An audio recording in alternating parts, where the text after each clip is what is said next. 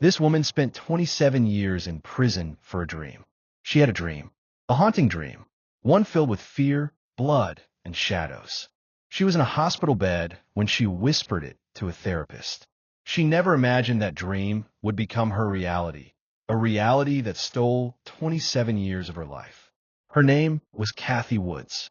In 1979, Kathy was 29 years old, living in Reno, Nevada, struggling with mental illness. She checked herself into a psychiatric hospital in Louisiana. She kept a journal. She spoke in fragments. She talked about vivid nightmares. One of those nightmares sounded eerily familiar to someone listening. A nurse reported Kathy's dream to authorities. That dream, she claimed, matched details of a cold case murder that happened years earlier. The 1976 killing of 19-year-old Michelle Mitchell, a nursing student who was found dead in a garage near the University of Nevada. Michelle had been bound with baling wire and her throat was slit. The crime scene was horrifying. There were no suspects, no fingerprints, no motive. The trail had long gone cold. But Kathy's dream, vague and disjointed, caught the attention of detectives in Reno. They flew out to Louisiana and questioned her. She was heavily medicated, confused, and alone. They asked about the murder. She mumbled uncertain answers. At one point, she said, "Maybe I did it." That was enough. They arrested her. No physical evidence tied her to the scene. She had never met the victim. She didn't live in Nevada at the time of the crime.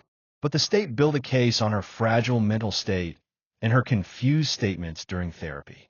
During the trial, the prosecution leaned on her words, not confessions, but fragments pulled from therapy notes.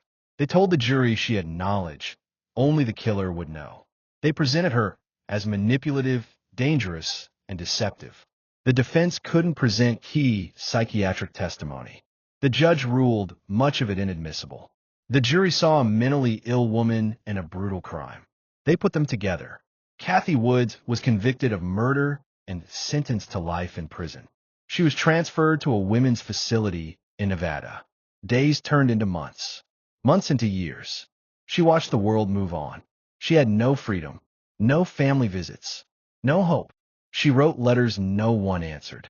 She filed appeals that were denied. She tried to forget the dream that destroyed her life. Then, in 2013, everything changed. A cold case unit decided to retest evidence from the 1976 crime scene. They found a cigarette, but old, dusty, and long ignored. For the first time, it was tested for DNA. The results did not match Kathy Woods. They matched a man named Rodney Halbauer, a convicted serial killer serving time in Oregon. He had committed multiple murders in the 1970s. He had a violent history. He had been in Reno during the time of Michelle Mitchell's murder. Kathy Woods had nothing to do with it.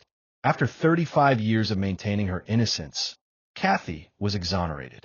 She walked out of prison in 2015 after serving 27 years for a crime she didn't commit. She received a $3 million settlement. But there was no true justice. The officers who built the case against her weren't punished. The prosecutors never apologized. The system moved on.